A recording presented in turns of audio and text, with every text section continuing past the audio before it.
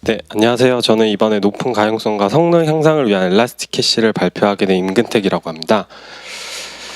예, 저에 대해서 간략하게 소개를 드리자면은 저는 이제 샌드버드에서 인프라스트럭처 엔지니어로 일하고 있고 개발 및 운영을 담당하고 있습니다. 발표 전에 잠시 저희 회사에 대해서 간략하게 설명을 드리자면은 저희 회사는 이제 채팅 메시징 서비스를 SDK와 API를 제공해 줌으로써 개발자들이 손쉽게 채팅 솔루션을 구현할 수 있도록 제공해 주는 서비스인데요. 작년에 170억 투자를 받고 이번 연도에 600억 투자를 받아서 성장을 계속적으로 하고 있는 회사입니다. 이제 저희들의 미션 같은 경우에는 어떻게 하면 고객들에게 점점 더 안정적이고 빠른 채팅 서비스 솔루션을 제공할 수 있을지 고민을 하고 있고요. 만약에 채팅에 대해서 관심이 있으신 분들이라면은 꼭 한번 확인해 보시는 걸 추천드리겠습니다.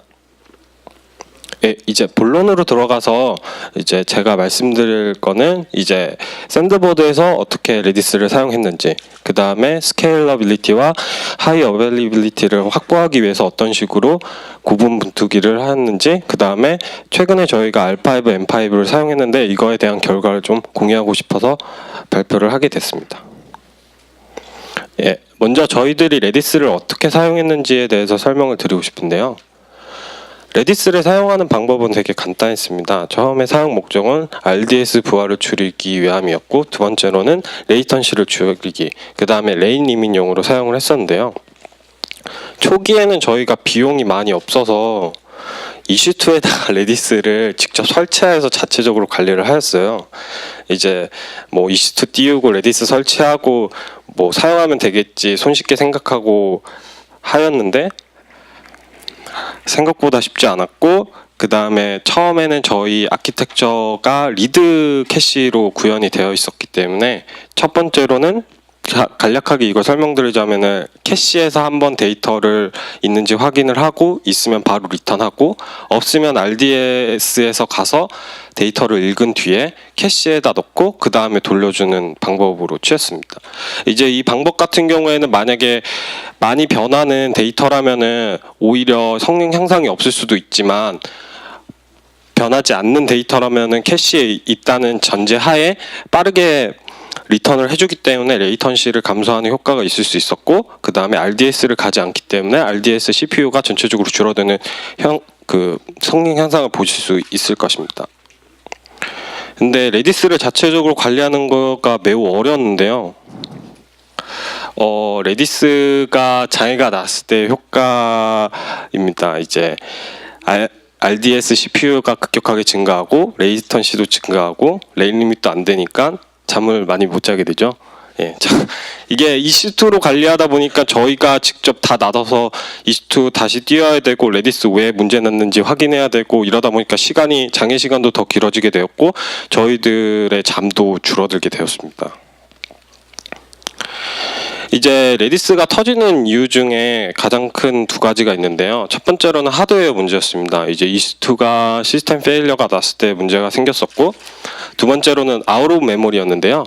이 레디스는 스냅샷을 띄기 위해 전체 메모리의 50% 정도 여유를 둬야 되는데, 이제 이거를 넘어서게 되면 아웃 오브 메모리가 나면서 레디스가 죽게 되는 현상이 발생됐습니다. 가장 많이 봤던 건 아웃 오브 메모리였고, 이 때문에 엘라스틱 캐시로 넘어가기로 결정을 하였습니다.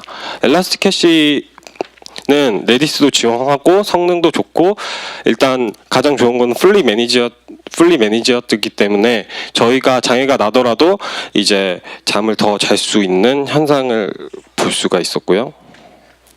이제 RDS 부하도 줄이고 레이턴시도 줄이고 레인림도 가능하고 두 가지 더 좋은 걸 얻게 됐는데, 높은 가용성 그리고 클라우드 워치를 통한 모니터링을 또 할 수 있게 되었습니다.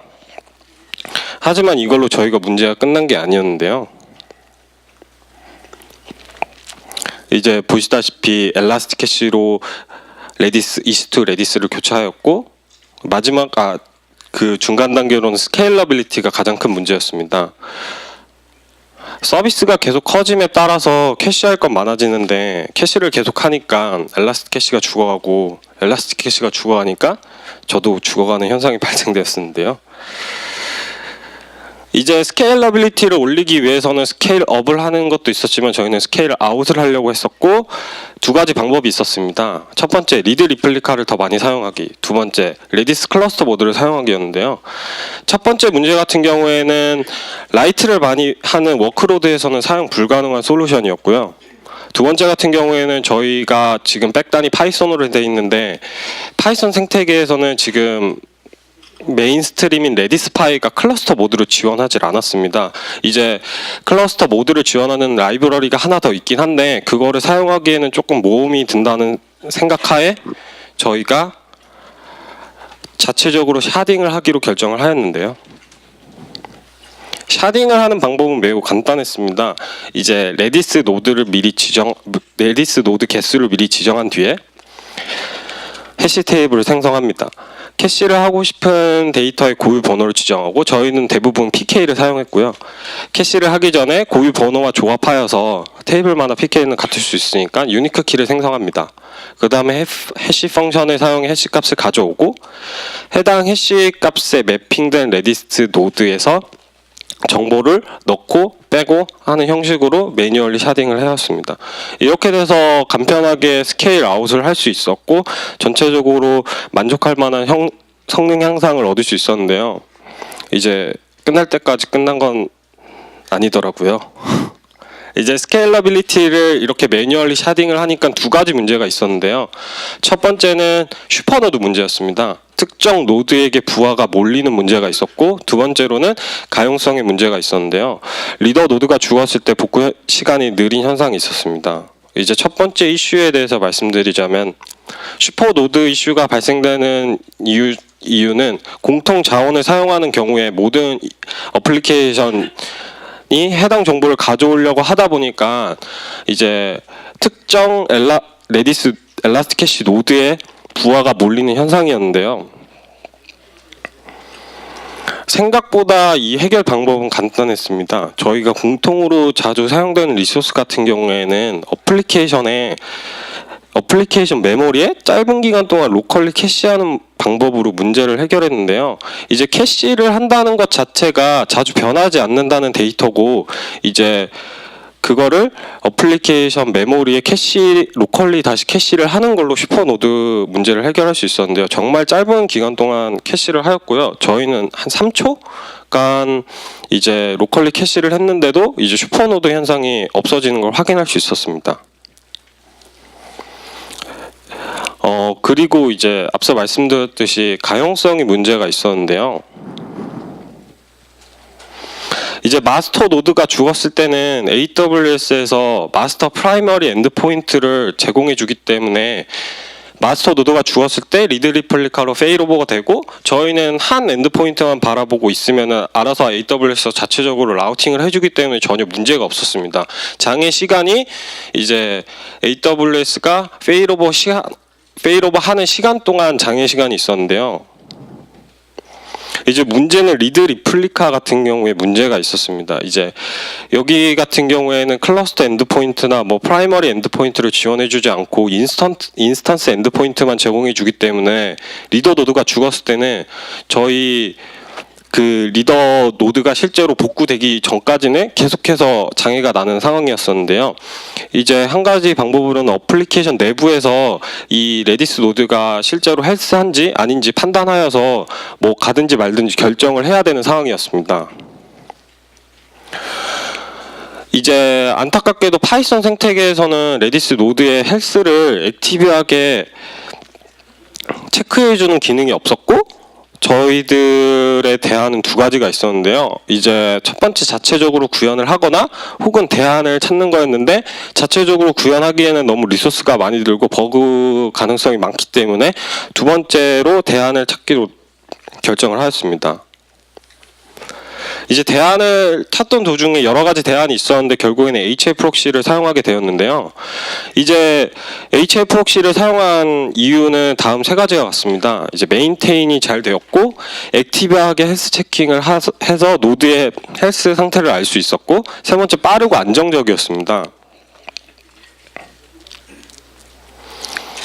이제 이 컨피규레이션 같은 경우에는 저희가 실제로 사용하는 HA 프록시 컨피규레이션인데요.